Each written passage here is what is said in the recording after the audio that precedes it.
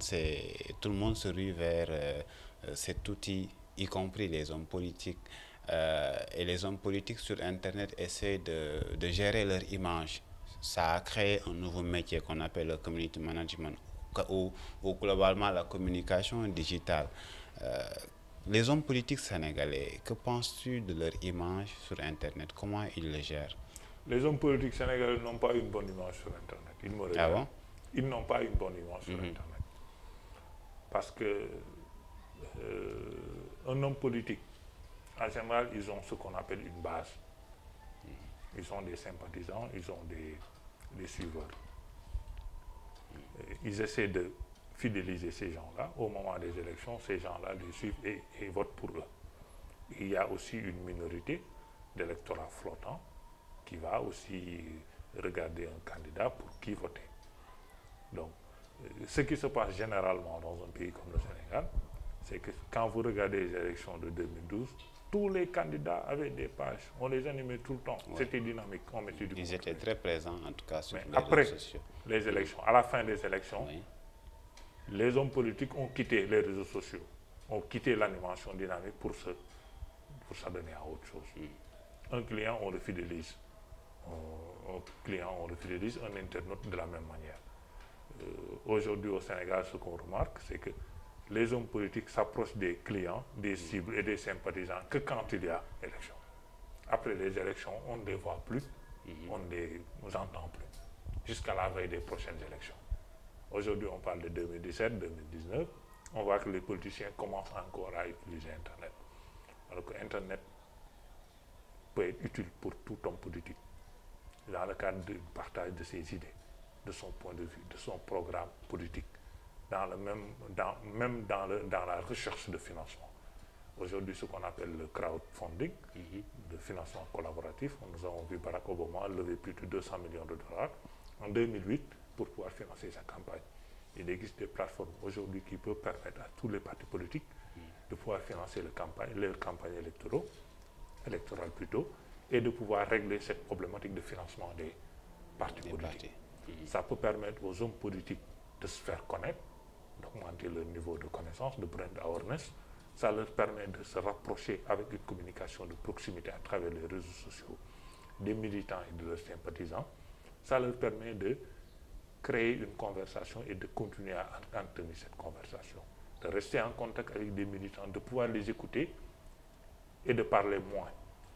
Écouter plus, parler moins. Faire des propositions, les faire valider par leurs clients, par leurs cibles et interagir avec eux grâce aux réseaux sociaux. Les hommes politiques doivent être des hommes politiques 2.0 et des communicateurs de proximité. Okay. Notre dernier sujet, chers internautes, c'est le fact-checking, la vérification de la véracité des faits. Sur Internet, parfois, les gens disent « Tiens, je l'ai vu sur Internet, donc c'est vrai, une information qui circule. » Ça nous est arrivé à plusieurs reprises. En 2015, par exemple, il y a beaucoup d'informations qui ont circulé sur Internet. Quelques jours après, on se rend compte que ce n'est pas vrai.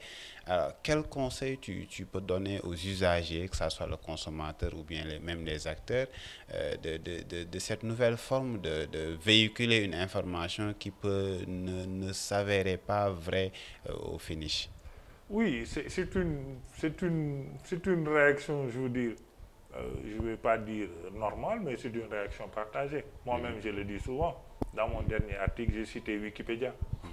Pas comme source en tant que telle, mais pour dire que j'ai puisé ça de Wikipédia. Wikipédia n'est pas une source. Ah bon, Wikipédia... n'est pas une source, c'est un dictionnaire collaboratif. Mes amis journalistes citent très souvent Wikipédia. C'est un dictionnaire généraliste qui n'a pas une certaine valeur par rapport aux dictionnaires qui sont, je veux dire, homologués, ou je ne sais pas qu'est-ce qu'on va dire dans ce sens-là, par l'Académie française ou autre chose. C'est un dictionnaire collaboratif où aujourd'hui je peux créer un mot, aller sur une page Wikipédia, créer la page du mot. Par exemple, toi, c'est-à-dire tu peux créer une page Wikipédia sur Muntaga, et dire me présenter, parler de mon parcours. Donc demain, si quelqu'un va sur Internet, il cherche mon nom pour en savoir plus sur moi, il tombe sur la page Wikipédia, il ne peut pas le prendre comme argent comptant. Oui, parce qu'on ne sait pas qui l'a fait. Ouais. Et quelle est la valeur juridique, quelle est la crédibilité de la personne qui a rempli. Ouais. L'exemple que je peux te donner, c'est que cette même page Wikipédia remplie par Sadikh sur Mountaga peut être modifiée en 2 secondes par quelqu'un d'autre qui dit le contraire de ce que Sadikh a dit. Et ça restera en ligne. C'est un dictionnaire collaboratif qui peut-être bénéficie de l'intelligence collective. Ça veut dire que quand quelqu'un fait une erreur, on a la chance que 1000 personnes tombent sur cette erreur et rectifient l'erreur. Google n'est pas une source. Facebook n'est pas une source. Internet n'est pas une source. Alors, la dernière actualité... Ce sont les gens qui sont sur Internet, qui ont une certaine crédibilité, qu'on peut suivre sur Internet parce que c'est des gens qui sont crédibles et qui sont des sources. Je donne un exemple. Je suis la page de Mountaga Cissé parce que Mountaga Cissé, c'est un chroniqueur technologique qui a mis en place ITEMAC, qu'on connaît, on connaît son adresse, ses références, sa ligne éditoriale. Et depuis qu'on suit Mountaga, on ne l'a jamais vu diffuser une information qui est fausse. Parce que Mountaga a acquis une certaine crédibilité. On prend un autre média qui peut être un média crédible, on suit sa page Facebook ou sa page Twitter ou son site web, c'est cette crédibilité-là qui les suit sur ce média. Mais trouver quelque chose sur Internet et dire que c'est vrai, ça pose problème. Parce que tout simplement, tu peux tout de suite créer un site Internet avec un nom de domaine, acheter un nom de domaine, mettre en ligne du contenu et bluffer les gens. Alors, le dernier exemple que j'ai lu il y a juste une semaine sur Internet, on a dit qu'en Érythrée, les hommes sont obligés de pratiquer la polygamie ou c'est la prison. Quelques jours après, on s'est rendu compte que ce n'était pas vrai. Et pourtant, c'est une information qui a été reprise un peu partout dans le monde par beaucoup de sites Internet et même dans les journaux. Dans des journaux, on a vu cette information. C'est juste un exemple que je donne pour comme quoi, parfois, les gens, ils prennent une information comme vraie parce que tout simplement, elle a été reprise par des médias dits crédibles. Par exemple, moi, en tant qu'acteur de la presse en ligne, je peux, si les gens croient en moi, croient en ma crédibilité, par contre, je peux être induit en erreur par quelqu'un d'autre en qui je faisais confiance. Comment faire? Parce qu'il y a des sites parodiques, il y a des sites satiriques comme il y a des sites parodiques. L'exemple que je peux donner, c'est Khibarou Dialgati, qu'on fait à la RFM. Mais si tu ne comprends pas le principe et l'idée de Khibarou Dialgati, tu écoutes la RFM le matin, tonton Ada et Silla, et tu penses que tout ce qu'ils disent sur Yaya Jammeh, c'est vrai. Tout ce qu'ils disent sur Ablaye Wade, c'est vrai. Alors que c'est une parodie qu'ils font. Le Gorafi, c'est un site de parodie. Football France, c'est un site de parodie. Al-Walad, Ouattara ou Walad, c'est un site de parodie. Cette information sur Érythrée là, elle nous a fait marrer. Même moi-même, je voulais partir en Érythrée. Parce qu'on parlait de polygamie et d'argent, juste pour bluffer, pour blaguer. Mais je pense qu'aujourd'hui, il y a plusieurs manières de vérifier une information. Il y a d'abord le bon sens. Il y a d'abord le bon sens.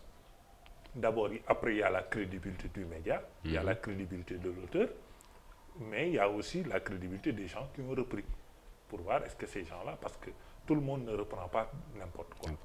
Et je pense qu'aujourd'hui, pour les journalistes et les professionnels de l'information, il est bon d'aller se documenter et de savoir quels sont les sites satiriques et quels sont les sites parodiques.